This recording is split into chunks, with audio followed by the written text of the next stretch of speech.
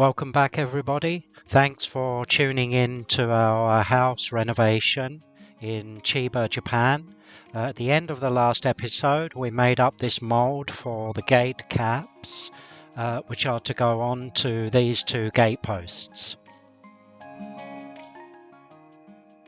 Having actually poured the concrete and leaving it to set for about a week, it was then time to remove it from the mold. First thing to do was to get the mold onto a trolley so I could move it outside. You can see Dash, the dog, watching very carefully, checking what's going on.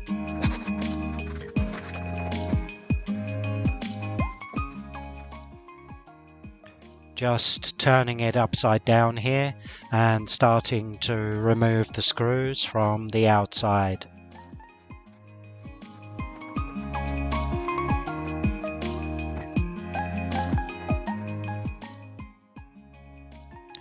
So once the mold was off, you can see the concrete here. It's not as great as I expected, but with a little bit of work, it came up okay. I had some little holes to fill, and I thought I'd try out the lamp on the top just to get an idea of what it was going to look like.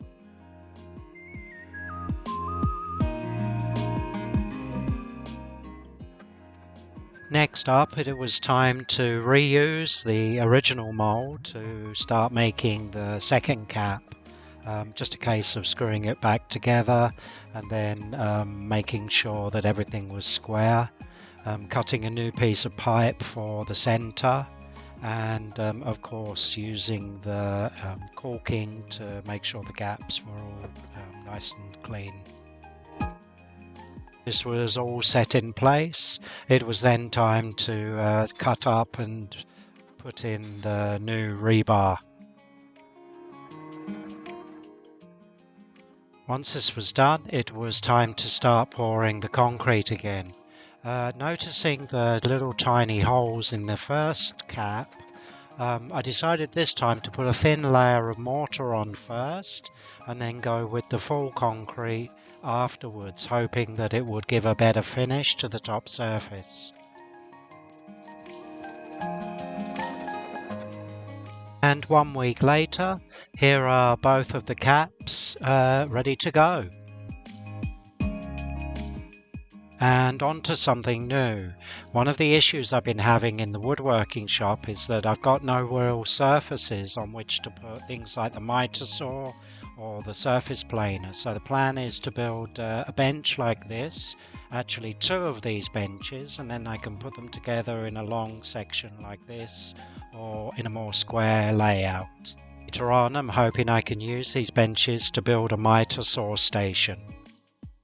So for the construction of these benches, I'm going to start with 4 upright legs onto which I'll attach these rail pieces to the front and the back.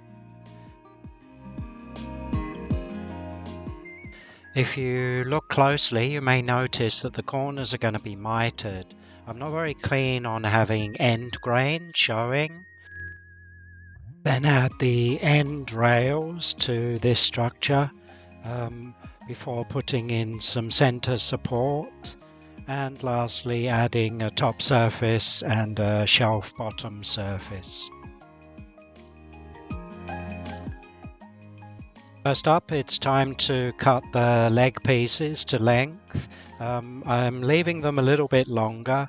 I can always cut them to the exact length later on.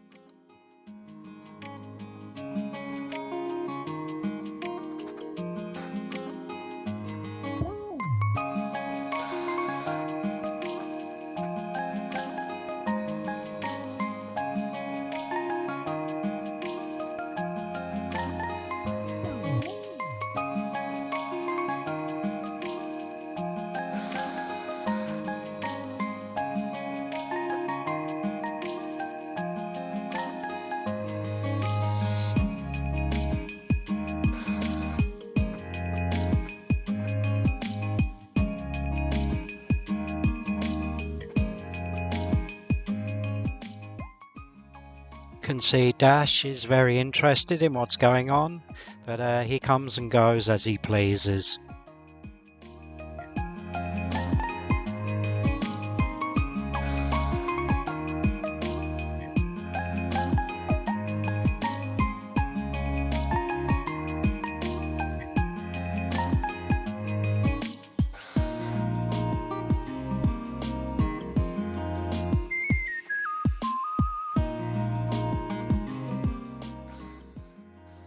Then it was time to lift the big heavy mitre saw out of the way and bring the surface planer back so that I could plane the legs.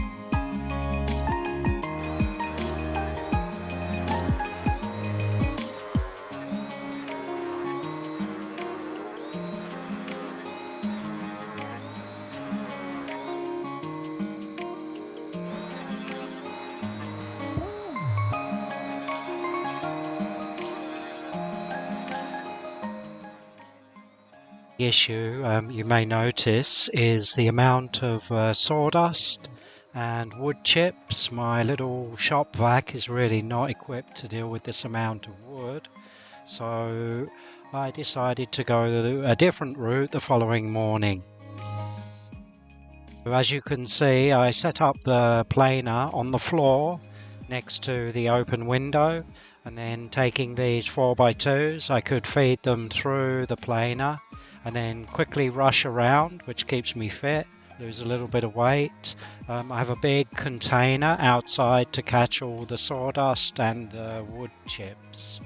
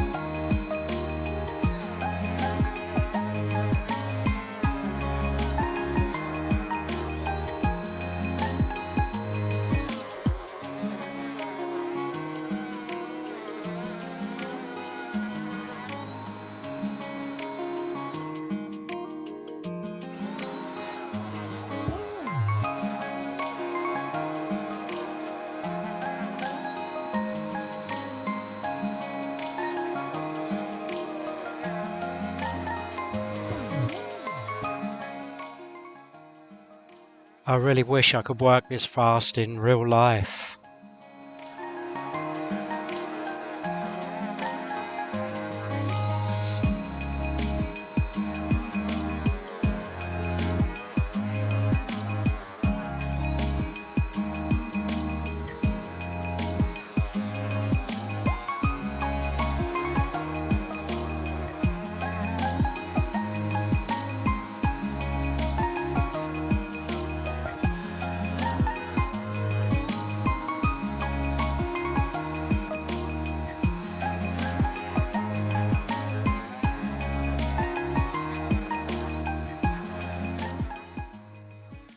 And flipping these onto their edge just to give them all a uniform thickness.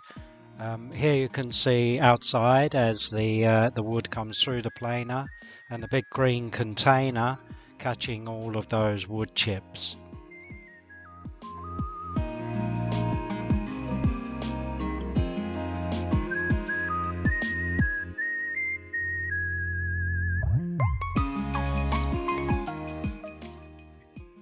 It was then time to drag the big green container round to the back of the house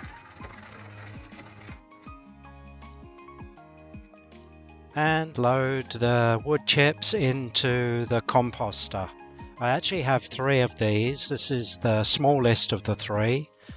Basically, I just need to make sure that it's got plenty of water in there and that they're covered up. His favourite things is actually a hose. So as soon as you get the hose out, he's there, he wants to play, he wants to get wet. But unfortunately, although it looks like nice weather, it's extremely cold.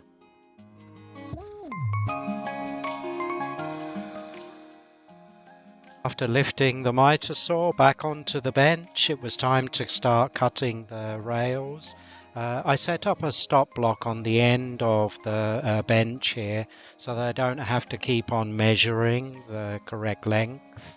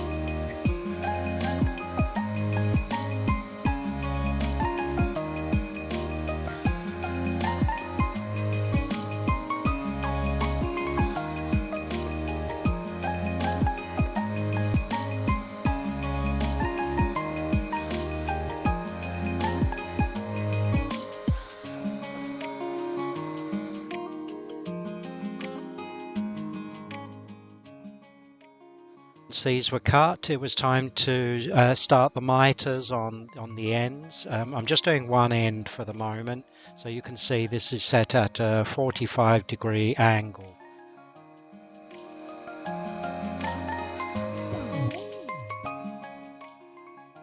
And the final shot of the wood cut to length. It was at this point that I noticed that these legs look a bit narrow, not really heavy enough. So I decided to use the bandsaw and getting some of the scrap wood from the old bench storage that I had in the greenhouse from about a year ago, was able to cut these into strips that I could then use to reinforce the legs and make them a bit heavier.